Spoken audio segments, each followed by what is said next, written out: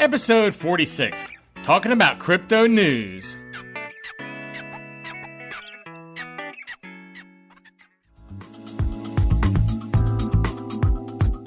Interested in Bitcoin? Bitcoin is a very vague concept to a lot of people. Need to know more about cryptocurrency? We're going to talk about the basics. This is something that people just have no idea about what crypto is. How about buying, selling, and mining? Tony, I think that's one of the things that's going to make us a little different from some other shows. We're getting our hands dirty. Then listen to Gary Leland and Tony Sakala, better known as the Crypto Cousins, on the Crypto Cousins podcast.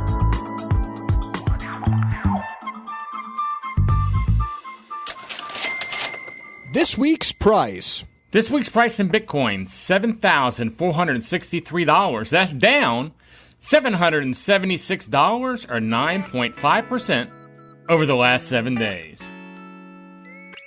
Howdy, howdy, howdy. Gary Leland here. Welcome to the show. And this is Tony Sakala. And we are the Crypto Cousins. Hey, Tony, I'm tired of saying this down action. I can tell you that right now. Uh-huh. I mean, every week it seems like we're saying down. But, last night, I think it was like under 7,000 when I went to bed, and it was around 7,400 when I woke up. So that's pretty good. That's good news. Someone on the other side of the world were buying Bitcoin. Well, I was watching business news this morning, and one of the channels I watch is... The listeners, you listen regularly, I'm a TV watcher. Mm-hmm. And they were talking about Italy, how Italy is talking about pulling out of the euro. And so when I looked at one of the first things I do when I'm walking from the bedroom in a stupor into the den is I hit my phone there to see what the price of Bitcoin is for the day. And when I saw the 7,400, I was pleasantly surprised. And then I turned on the news and then saw that Italy was talking about pulling out the euro and how high the dollar had risen against the euro overnight. And then I said, ding, ding, ding. How is that affecting Bitcoin? I mean, is that the same thing? Is Bitcoin rising just like the U.S. dollar did overnight? Well, it looks like there's some correlation there. Yeah, I think there may be also. Maybe all those people in Italy are going, hey, we're getting out of this. Or maybe in a lot of the EU, a lot of people say, we better get us some crypto and back it up. Like I said, the dollar's up against the euro in general, not just, all the euro. It's weird how one country like that affects, it'd be like, to me, like one state kind of like affecting the dollar a lot. Well, they're all agreed to work together, and the idea that it's falling apart. See, the folks behind Bitcoin are fond of saying, I think it's our cousin Trace is fond of saying, one Bitcoin is equal to one Bitcoin. So really what's happening is that the other fiat currencies are losing value. So the number of Satoshis that equal $1, that's changing every day because of the dollar, because other currencies are losing their value. And so, Bitcoin, we know where Bitcoin's going. 21 million Bitcoin are going to be produced, and not a Satoshi more. In fact, as you and I know, 4 million Bitcoin are lost. So, really, we're going to end up with like 17 million, roughly, Bitcoin in circulation. So we know where that's going. It's not going to be inflated. As each year goes on, the value of Bitcoin goes up because the cost of mining each Bitcoin is going up as more people try to mine it and as fewer Bitcoin are produced. There's the next halving, I believe, is in 2020. I was just going to ask about that. Yes. Well, I knew when it was. I wasn't going to ask, but I was going to state, man, I'm really curious because this will be the first halving I've gone through when that happens, and I'm really curious to see what happens when we go from 12 Bitcoin per block to 6. I'm really curious to see what happens there because now that's a big deal there to me. That's a big deal. Yeah, right now, every 10 minutes, 12.5 Bitcoin are created, and it'll be 6.25 Bitcoin. And you can see where we're headed. It's not going to take too many more halvings before we're creating one Bitcoin, less than one Bitcoin, every 10 minutes. Yeah, so 6 years from now, it's 3. Yeah. and change. I mean, so if the one 2 years from now is big, the one 6 years from now has got to be huge. So in 10 years, we'll drop to 1.5 Bitcoins per 10 minutes from, how many was it when it started? 50. 50. So from 50 to 25 to now 12 to 6 in 2 years to 3 in 6 years to 1.5 in 10 years. And then we're going to be less than 1 Bitcoin every 10 minutes. And it keeps going. And I believe the final Bitcoin will take 34 years to mine. Are you kidding me? No. 34 years for the last one. To be mined. Exactly. I saw somewhere where that last Bitcoin was also going to cost like $1 billion or something. Mm-hmm. Yeah, I think it was I think in your interview with cousin John McAfee mentioned it. Yeah, so that's crazy. Hey, I also want to talk about, we talk about things that we market on the show because that's how we try to sponsor the show, basically, everybody. So we're upfront about that. So sometimes I think people may sit back and go, they're always talking about something they sell. Well, that's how we make our money to afford to do this, to be honest with you. But right now we're talking about our store on the Crypto Cousins website and our shirts and stuff. I run a uniform shop here in Arlington. I make shirts, T-shirts, and polo shirts and stuff like that. So we started making our own line of stuff. And now, at first we started with just regular Bitcoin stuff like you can see everywhere. But now we're starting to do our own original stuff. So if you want to go to cryptocousins.com/shop, SHOP, you can see our line. Like I said, we got the HODL shirt and the Bitcoin shirt taken here and caps, Bitcoin cap. We have a really neat HODL cap. Mm-hmm. And actually we sold that pretty good at one of the last shows we did. That was a real good seller. And then we have 2 new shirts that we've added. One, I think it's kind of cute. It's Crypto Crybaby. And I think everybody knows a Crypto Crybaby. Oh, yeah. So if you know a Crypto Crybaby, that might be a good Christmas present or a birthday gift or just a crybaby gift. And then our newest one we added this week is which we're going to go into an article about. This is kind of a segue to an article, but the newest one is, you've seen polo shirts like Ralph Lauren polo shirts with a little emblem on them. I just made up one with the Bitcoin logo there. So it's very classy. Yeah, just Bitcoin. The B. It's just the B, and it's the Bitcoin logo, and it's I like it a lot. It's a very classy shirt. It's embroidered on there. It's not screen printed, so it's a nice shirt. I mean, it really is a nice shirt. So we'll probably start improving the line now that we've got the basics out of the way. But if you want to see those, go to cryptocousins.com/shop. But now that we're on the subject of the Bitcoin logo polo, there was an article in the UK where a company had trademarked the Bitcoin logo. That's not going to play out too well, considering that the trademark has been rejected in the United States. And in Russia, even. Mm-hmm. Even in Russia. Yeah. So the question is, how could whoever approved that not know there was prior existing artwork? I mean, because that's all you got to do is prove there was prior existing artwork, I think, to keep that from happening. And they've contacted a small Etsy store that produces Bitcoin themed stuff. And they told them, here's what they told them. They told them they've got to not only quit making Bitcoin stuff, they've got to contact all their customers that they've sold stuff to, get all that back, and send it to them. Oh, wow. How are you going to contact your customers and say, send me that T-shirt back I sold you a year ago? Wow. I don't know what planet these people are from. Or they'll sue them, they said, if they don't do it. So I'm kind of curious to see what happens there.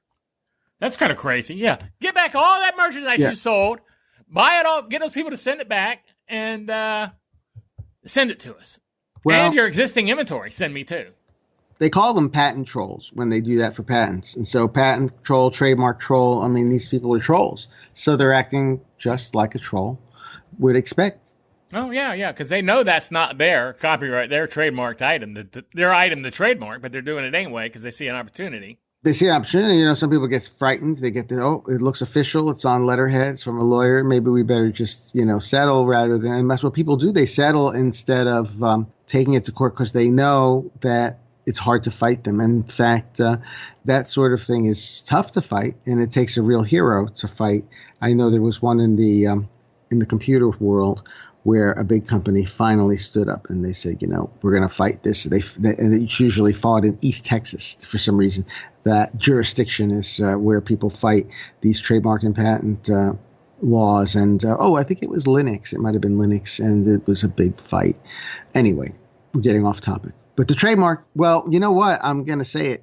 I'm going to say it here, Gary. Just kidding, just joking. But you could change your name to Gary Loran and sell the shirts under a new label, the Gary Loran shirt. Oh yeah, that's really nice. That's gonna be yeah. But, it's gonna go over well. This is off topic too, but what is the underwear store that's in the malls, all the malls? Victoria's Secret?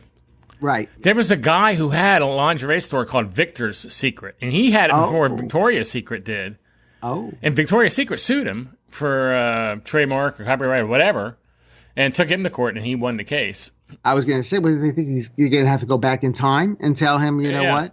Well, that's kind of what they're doing here, though, isn't it? Well, I believe that the word Bitcoin is in the public domain. That it's a word that's just not trademarkable. So yeah, they're messing around, but anybody can say anything, and then they take it to court. So what's that saying? See you in court. Yeah. I hope you have enough money to handle this. Hey, also, let's talk about BitBlock Boom real quick. Go to bitblockboom.com if you're not familiar with our event we're having this July in Dallas, Texas. But that's shaping up nicely. It is shaping up nicely. Ticket sales are doing rather brisk at the moment. Mm-hmm. Yes, people have heard about it through your morning show. 4 Minute Crypto is doing a great job getting the word out. Yeah, so, like I said, people are coming, so don't want to get into it a lot because we do every week, but make sure you go to bitblockboom.com and check that out. And also, if you ever have any questions you want to call us in at 747-777-9471, or if you want to send in an email asking a question, a comment, anything.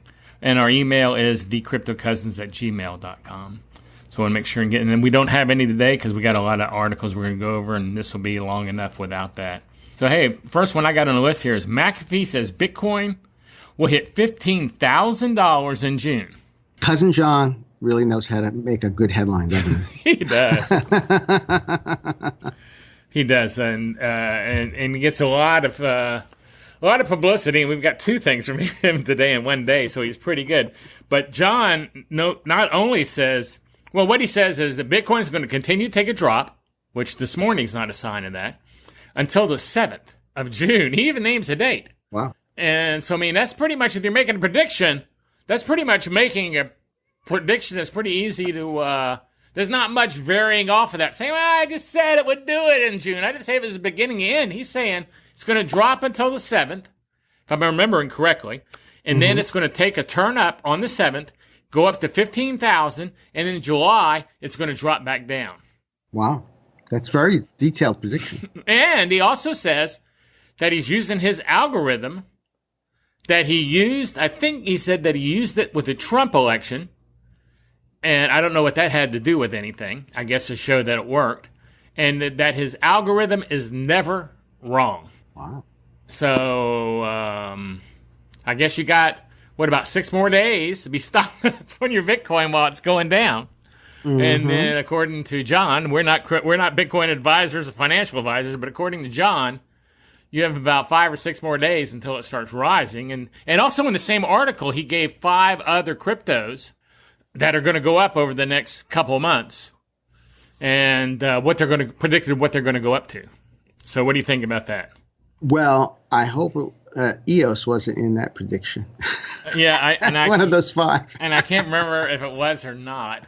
I can't remember, but I'll have the links to these in the show notes. So if you want to, if anyone wants to listen to them or read them, you can go to them and see what they are. But yeah, I don't know. I don't remember what the 5 were, to be honest with you. But I hope you're correct on that too. So check that out. See what I hope he's right. I hope Bitcoin does go to 15,000 in June. Get the conversation going again. It's kind of funny how everyone we talk to who's, I'm going to say, working in this crypto world, I'm more or less involved in it, but not involved just in like buying crypto or investing, but doing something else. Like we're producing a show, Cousin Richard's producing an event. Everybody we know who's doing anything is able to follow how busy their traffic is, and it's almost an exact same curve matching the price of Bitcoin. Mm-hmm. Yeah, you want to know how well all of crypto is doing? Just look at the price of crypto, of Bitcoin itself. And, of course, all of the other alts tend to follow unless something weird happens to the alt, like we're going to talk about today. You know something else I've noticed, too, Tony? When I look at my Delta wallet, I'm not going to say amounts because that's not the point. But no matter, whenever I check my crypto value, on Delta Wallet, you can say, how much is my crypto worth in dollars? Mm-hmm. Or how much is it worth in Bitcoin? Mm-hmm. You have that option. You can look at it either way. No matter whether my wallet, my crypto is like going to the moon or whether it's going down the toilet, in dollars, if I switch over to Bitcoin pricing, it's always no more than 10% higher or 10% lower. It's almost always worth the same amount of Bitcoin is what I'm saying. It never seems to vary more than 10%. It might be thousands of dollars. I mean, I'm talking thousands of dollars, but it won't be over 10% drop in Bitcoin. So my crypto is almost always worth the same amount of Bitcoin, I've noticed. Well, the crazy thing is when you look at how you can buy and sell crypto with almost no fees, if you go on an exchange.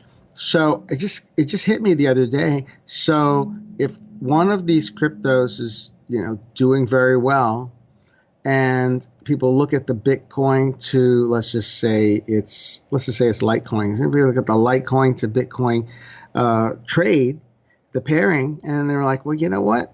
Litecoin's really up compared to Bitcoin. I can buy a lot of Bitcoin today with Litecoin. They're going to make that trade, compared to the other possible trades. They just look and see. And so in doing so, it's going to bring the price of Litecoin down, of course. And so these things are basically, it's like water finding its own level. They're going to end up being the same as Bitcoin. And does that make sense? I mean, it's a closed system. Yeah. Well, that does make sense, and that's what I'm saying. I've never really noticed it before until I got this Delta app because it's so easy to switch back and forth from Bitcoin to cash. Mm-hmm. And I know every time I talk to you and you talk pricing, you'll go, yeah, so-and-so, this coin is worth over 162 Satoshis or something. You never talk dollars to me. You're always going, yeah, so-and-so's worth this many Satoshis right now. And I'm always like, I don't even know how much that is. And because I'm always looking at the dollar. So I've tried to start looking at in dollar and Satoshis and Bitcoins. And that's what's made me notice it is I'm switching back and forth a lot every day from one to the other where I just stayed on the pricing of Bitcoin. That's what made me notice. It never changes. It's pretty much within 10% of the same amount of Bitcoin, no matter what the price is. Mm-hmm. And I've got a lot of coins. I'm going to say I got like 12 different coins, so like I said, to always be within 10%, I found that really enlightening, I guess. That was just information I don't know what to do with it, but it's something I know.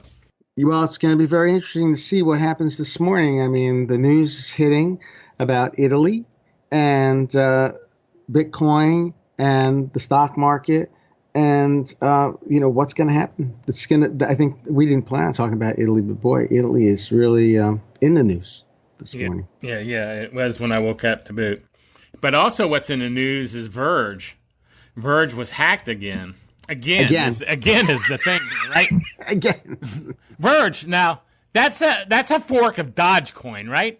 How is that possible? Of the Dogecoin, the little doggy? Yeah, I think it's a hard fork of Dogecoin. I'm not sure. Well, they were in the news in April because Pornhub started accepting Virg. And so that was a big marketing win for Virg, working on the Pornhub connection. Yeah, that's a real marketing win. Yeah. But it seemed like... Is that a hard connection to make? Is that a hard connection? Porn, it seems to me like they're cutting edge. No pun intended, Gary. Well, porn is cutting edge. They really are when it comes to tech. I mean, I don't care what it is. They are there as soon as it starts. Mm-hmm. I mean, if it's tech and there's a way to make money or distribute porn, they're there. Well, why not? I mean, they're not following the rules anyway. They're breaking the rules. They're breaking society's rules. They're going out and they're trying different things. And so they want to be, on the cutting edge. So they need to update their tech as best as possible. But what happened? So Virg is hacked again, but it's not the first time. It was the second time it was hacked in April. Then it's hacked again recently, and 14 million Virg were stolen. Oh, wow. That's a lot of Virg. It's not pretty. So is that a 51% attack, or was somebody just hacked in, or what's that? Well, it's more subtle than that. They basically went into the source code and they said, here's the difficulty for mining, and so it's really hard to make Virg. And they just tweaked the number and made it really easy to make Virg. Oh. And they mined away while no one was noticing. Could anyone? So was everybody who was mining Virg at that point getting a lot of Virg, or just them? I think it was just them. They were kind of doing it on their own, nodes. So that's what happened. And of course, Jimmy Song, cousin Jimmy, chimed in and said, look, if you want to play games, with these altcoins and you want to roll your own cryptography hashing algorithms, this is what's going to happen. Jimmy was just pointing out, go with proven algorithms, go with, Bitcoin, and the people working on Bitcoin have been doing this for years, and they've really worked hard to make sure that it's going to be safe and sound, literally safe and sound. And so Virg folks rolled their own, hashing algorithms. They rolled their own code, and code is going to be buggy. You have to work hard to make code that's not 100% bug free. So that's where we get back to this EOS alert. The EOS folks said everything's fine. The Chinese company 360, which is a very well-renowned security company, said that they found numerous vulnerabilities in EOS this morning or recently, and they said, "How can we tell you about it?" And they said, "Oh, no big deal. We're not live yet, so go ahead and just tell us, right here on, I think it was in their Discord server." So they told them, and they said, "Oh, we patched it up. Everything's cool." But unfortunately, just because you find, a couple of bugs doesn't mean there aren't more.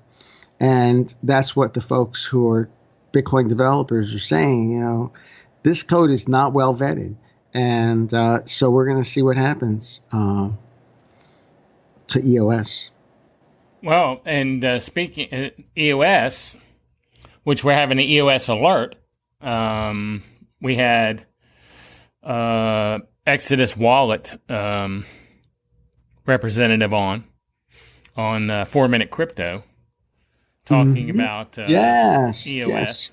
Chris was helping us to be sure that people secured there. Right, Cousin Chris. And he said that here's what's happening with EOS. If you have EOS, this really is an EOS alert. On June 1st, EOS is going to take a snapshot. And if your addresses of your EOS tokens are not registered, your tokens are going to be frozen forever, so you basically will lose your money. And over 50% of all EOS tokens are unregistered. Well, I guess the question is the folks that developed EOS, I bet their tokens are registered. Well, yeah, but so my curiosity is, okay, so June 1st, let's say it's 12 o'clock, snapshot's taken. Okay, let's just use that number. I don't know what time it is. But let's say it was 12 o'clock.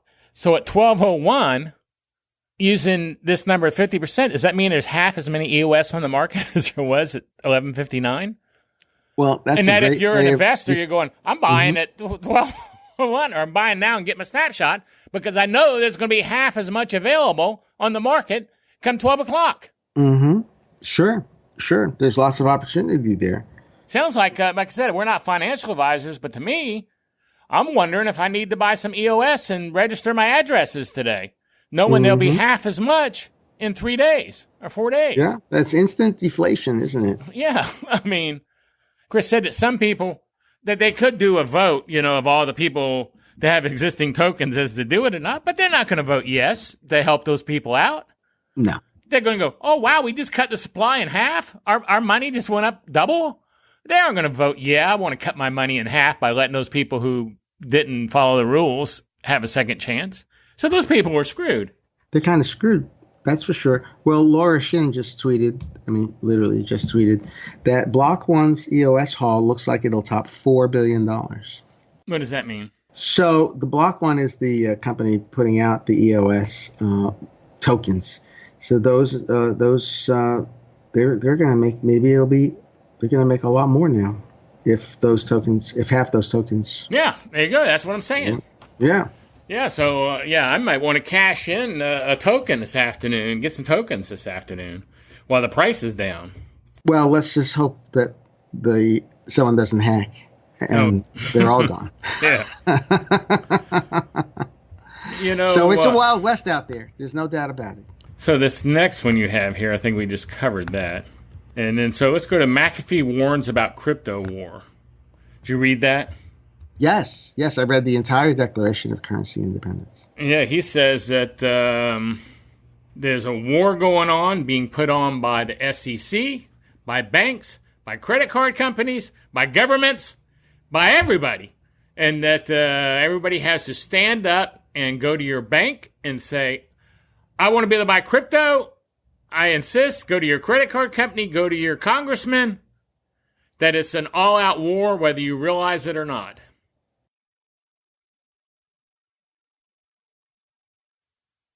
Well, like you said earlier, he knows how to write a headline. Now, what is the Declaration of Currency Independence? It's an 849-word document. That's the pledge of solidarity to the core ethos of cryptocurrency, the cryptocurrency movement. Maybe we should read it. Do we have time to read it? You can read it if you want to. I'm going to go do some work. I'll be back in 20 minutes. But did you sign it? Because I know you can sign it. Well, I didn't get to that part. Yeah, I just got to the reading part. Oh, you can sign it. Yeah, you can sign it, digitally sign it. I think he's trying to collect signatures on it. Fantastic. I'll read just excerpts from it. Let's see. He says, really not pulling any punches here. So that the reasons for declaring obsolescence. Oh, they declare that fee. Oh, okay. We are not declaring independence from state-controlled currency. We are declaring controlled currencies through fiat have been rendered obsolete. There we go. Well, that may be the case in Italy soon. Right. Cousin John's right on top of this, isn't he? Yes. Fantastic. Yeah, this is a great read. Yes. And like I said, I'll have the link to that in the show notes. Just go to cryptocousins.com and go to the podcast section. You'll find this episode and you can read them there and get links to them there. So, so it's a war, according to John. Mm-hmm. And then, going to another article here. Bitcoin, Gold, and Monaco hacked. What's the deal with the hacks today? A lot of hacks, yeah. Just another 2 hacks. Bitcoin Gold was a 51% hack. Right. And can you explain to people what that is in case they don't know what a 51% hack is? So while mining takes place, all of the miners are working towards verifying that the transactions are correct. But if an evil miner or evil set of miners decide they want to take over the blockchain of that particular coin, 51% of them just needs to go ahead and put in the evil transactions that they have created for themselves, and the blockchain will follow the longest valid chain. That's just how the rules work. So the longest valid chain, if it's created by the evil miners, in other words, 51% of them creating an evil chain, then that's where the coin's going to go. And because of the hashing power of Bitcoin Gold, I think it was 0.02% of all GPUs that are running would be able to do that hack. So I guess some people got some big mining power, and then went ahead and did that. And so that's a 51% hack. Exactly. So they started creating coins for themselves, and people lost their coins. Did they lose their coins as well? Yeah, I think it duplicates the coins somehow. And so, like, you could be getting a coin, and then they're getting the same coin, but your coin is no good. Mm-hmm. So people are getting screwed out of their money. Now, if your money was just sitting in your wallet, you're okay. It depends. I guess if it was an old coin. Yeah, so I mean, if it was an old coin you had before the 50, new coin. Right. Yeah, before the 51% hack started, like if you'd had it, like my Bitcoin Gold I've had since I got it free when the fork happened. So mine would be safe. I hope so. Yeah, it is. It's still But what's the deal with Monocoin? I don't know. I don't even know what Monocoin is. Yeah, I just added that because it was in the news. I think we can move on. Okay, I didn't even know what Monocoin is. Okay, Coinbase Pro. Have you seen that yet, Tony?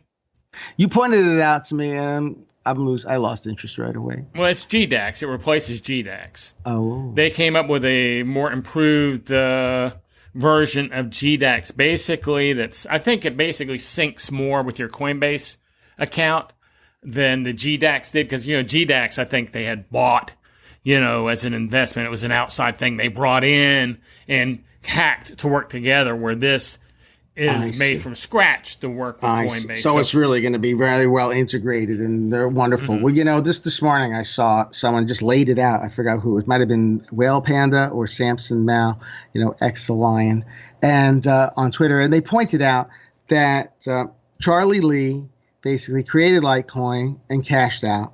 So, he became very wealthy. And he cashed out at the high that Litecoin is.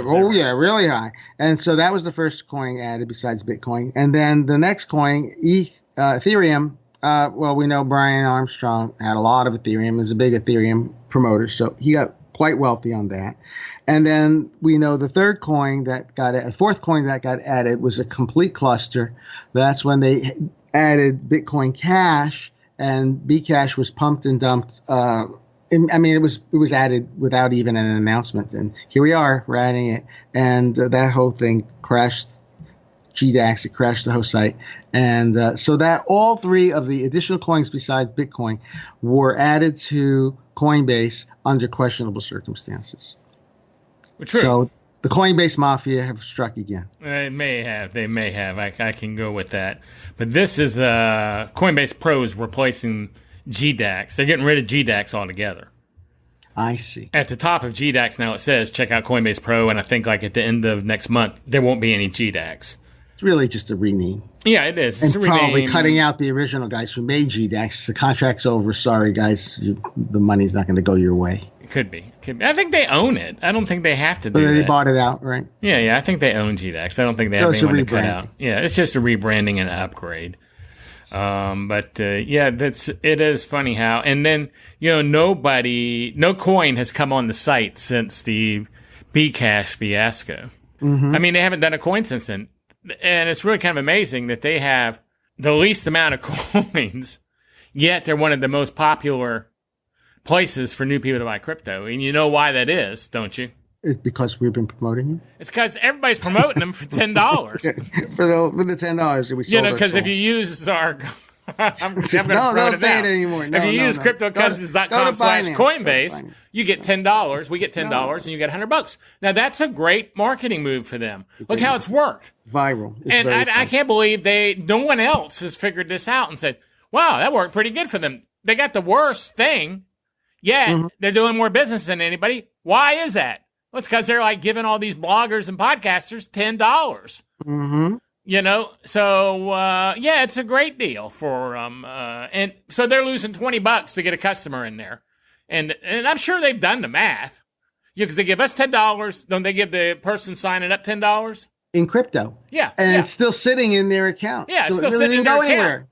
Yeah, so they really aren't even giving them anything. Nothing. And so they're really not spending anything. And I'm sure they've done the math on this. Oh, yeah. To figure out if the $20 worth of crypto is good or not. And I'm sure they're going, oh my gosh, for every $20 we give away, we make $2,000 or something. I mean, really. Mm-hmm. So, like I said, I'm just curious, surprised nobody else. And Binance is the only one that comes close because they give commission to the bloggers or podcasters. Like if you use our account, cryptocousins.com/Binance, we make a small percentage off of your purchases. You don't lose anything, and you don't make anything.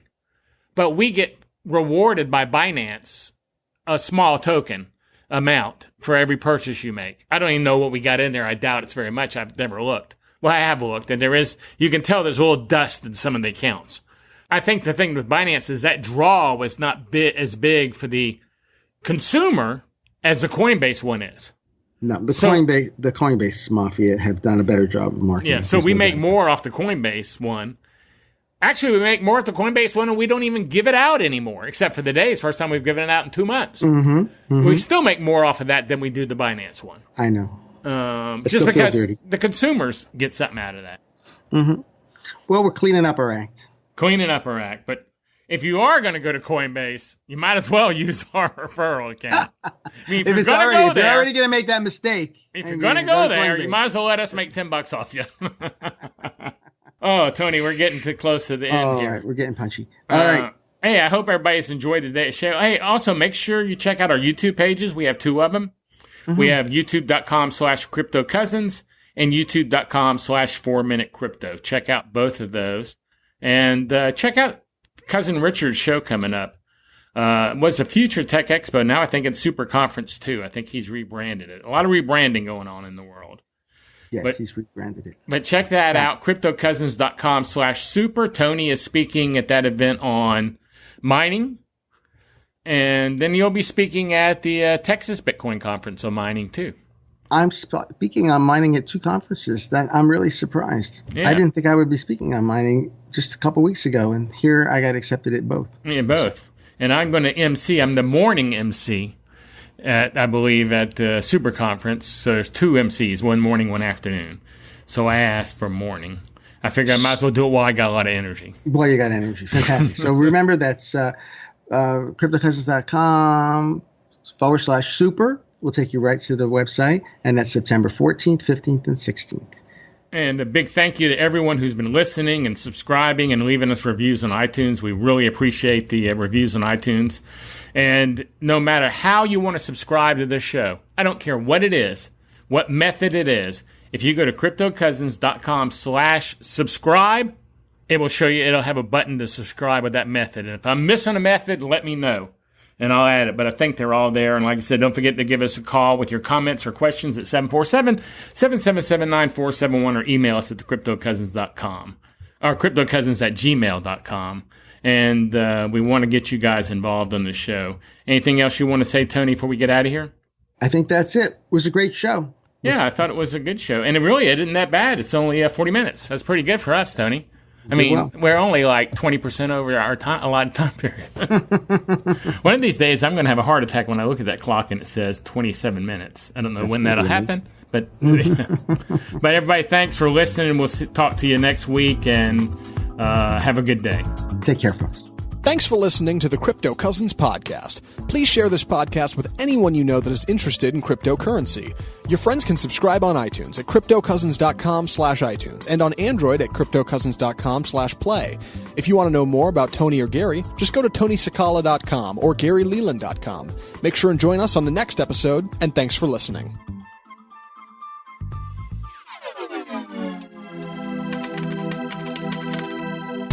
The Crypto Cousins podcast and information in the podcast are not intended as investment advice. Cryptocurrencies are risky. Never invest more than you can afford to lose. Always seek professional advice before making any investment. Investing in Bitcoin and other cryptocurrencies may present tremendous risks. Please understand that you are using any and all information available on or through the Crypto Cousins podcast at your own risk.